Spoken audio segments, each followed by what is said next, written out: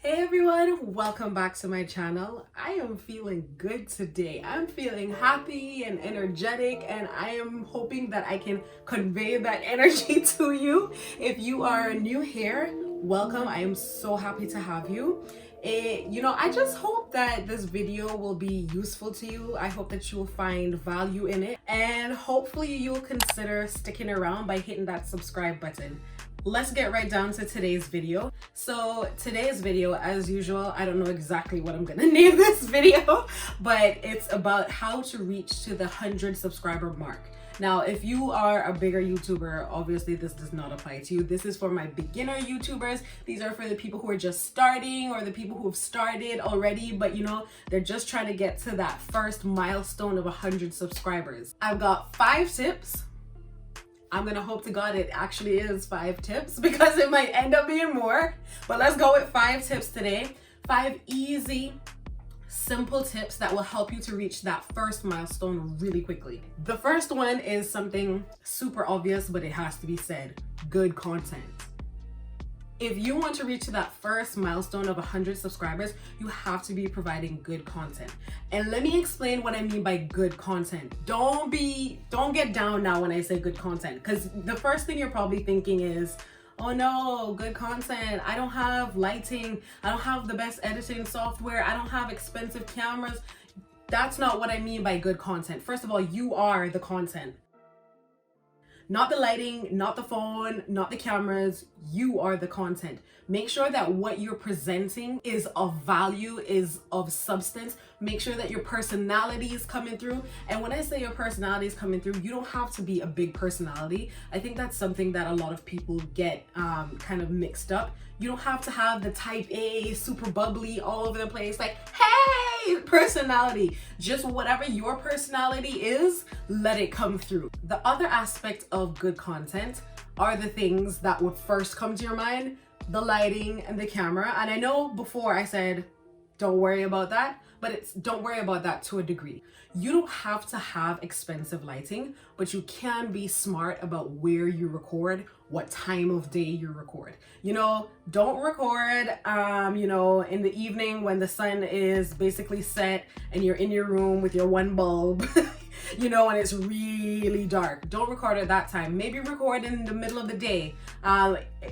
Record in the middle of the day, record by a window where you can get a lot of natural light. Like, use all the things you have to your advantage. You don't have to have a ton of equipment, but you do have to be smart about how you go about taking your videos or recording your videos. So definitely think about the time of day in terms of lighting and your location in terms of lighting. I would also suggest maybe looking up some editing tips and tricks.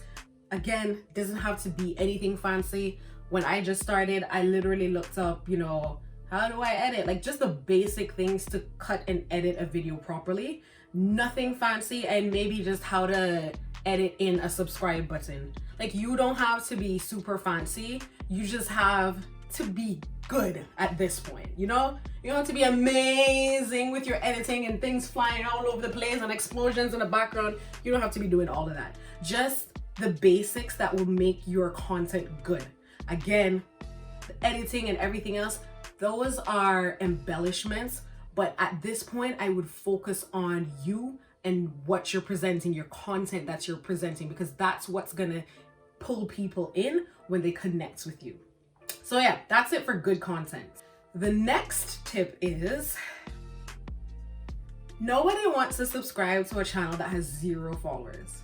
Like, no one wants to be the first. You ever seen that Instagram profile? Like, you see a post from them, like maybe they sponsored it, you click on the profile and there's like no subscribers, and it's like, do I want to be the first subscriber? No, I don't. So this is just the psychology of people. What I would suggest is, friends and family, get that first 10 followers from your friends and family list. Hit up every family member, hit up all your close friends. Yeah, you're gonna be that annoying person right now, but I mean, you ain't asking them for money or anything like that. You know what I mean? It's just a, hey, I am trying this new venture, or I'm trying this new project, and I would really appreciate if you could just hit that follow button. They don't even have to be watching your videos. It would be great if they watch your videos. But just hit up your close friends, your close family members, and just ask them to subscribe. All you need is 10. Your first 10 followers and you're good. I feel like people feel more comfortable following an account with 10 followers than they would following an account with 0 followers. So definitely hit up your family members, definitely hit up your friends. But the other side of this is making sure there's enough content on your channel to even keep those family members and friends there, as well as the new persons who are going to see your videos. Because what you don't want to do is start and put up one video and then do all this promoting and there's nothing else for people to see. Because statistically, people don't normally subscribe to your channel from the first video they watch. It's normally from the second video on. So what you want to do is when you're first starting out, prepare 2 or 3 videos to publish. I wouldn't say publish at the same time, but it's maybe publish one in the morning, one in the evening, or one the next day. It's just that you want that array of content to kind of hook someone in to say, you know what? They're small, but I kind of like her. I kind of see her personality, or I kind of like him. He gives a lot of really good content and a lot of really good value in just these 3 videos. So let me subscribe. You know, don't waste that momentum. So definitely think about recording 2 or 3 videos in a row. Maybe you just take a weekend and say, look, this weekend is for recording.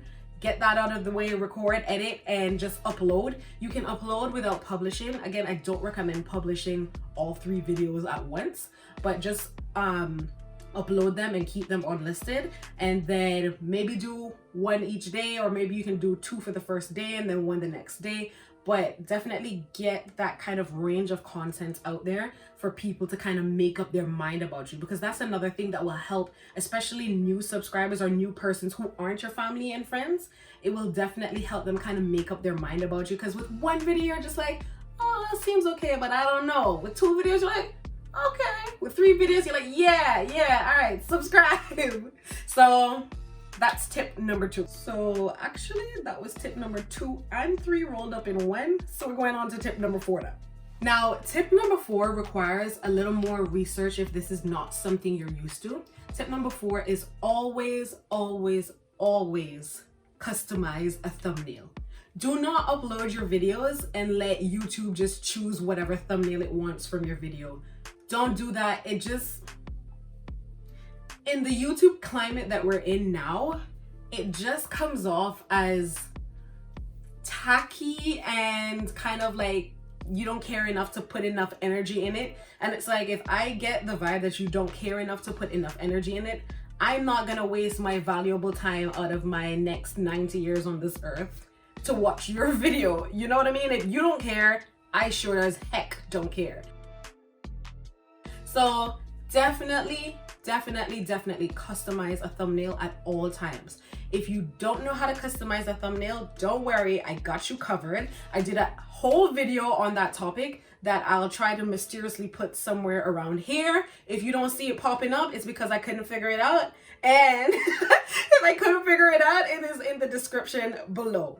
So always customize a thumbnail, because not only does it come across as tacky and that you don't really care if you don't, it also just makes you, it's like you'll get lost in the sea of competition, right? Because obviously there are hundreds of thousands, let's say millions of YouTubers out there, right? So if your video comes up in a list and everyone has really nice, aesthetically pleasing, picturesque thumbnails, and then you see this other video with a blurry thumbnail with a person like, who are you gonna choose? You're gonna choose that thumbnail that has, you know, the nice little tea and maybe like, you know, just pretty stuff all around it? Or are you gonna choose the person with the blurry thumbnail? No one's choosing the blurry thumbnail. I mean, if you are honest, you are not choosing the blurry thumbnail either. So think of it from that perspective. And on that note, that's another really helpful thing, to always kind of don't get stuck looking at it from the content creator's point of view. Sometimes you have to shift your perspective to, I'm gonna say, the client or the viewer's point of view. If you were the viewer, how would you think, how would you perceive this? like the content you're putting out there, how would you think of it, or what would you like to see? How would you like to hear it presented? Like it's always a good practice to kind of shift your perspective into your audience's perspective, or to shift your perspective to the viewer's perspective. And my last tip for this video is SEO, keywords, titles, and tags. I would highly suggest that you put time and effort into figuring out how to choose the best keywords to put in your video tags, to choose the best titles for your video, and to figure out what's the best description to write for your videos. And I feel like a lot of people make the mistake of not doing it. Like, they're smaller, so they don't really pay attention to it, or they're focusing on other things. But this is the time to focus on it. When you are smaller, you are just literally building up your repertoire of videos. You are just starting out and gaining that momentum. Now is the time to learn about the nitty-gritty of YouTube and to apply those principles. I can't tell you how many YouTubers I've watched and I've heard them say, oh, you know, I've only started paying attention to this when I started getting this much views, and had I done this when I had just started, I would have gotten to this place a lot sooner. Don't let that be you. Learn from other people's mistakes. Start researching SEO for YouTube, start researching keywords, start researching optimization. Like, figure that stuff out now.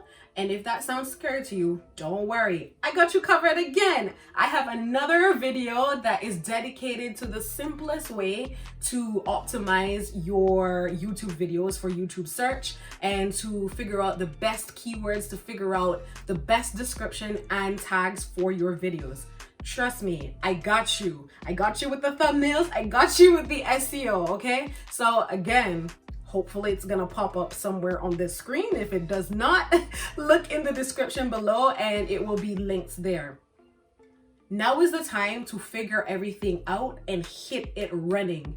Hit it running. Don't use the excuse of, oh, I don't even have that much subscribers, so I'm just gonna focus on content and just pushing you videos out. Don't just push videos out without a strategy. Start from now. Start thinking. Start strategizing.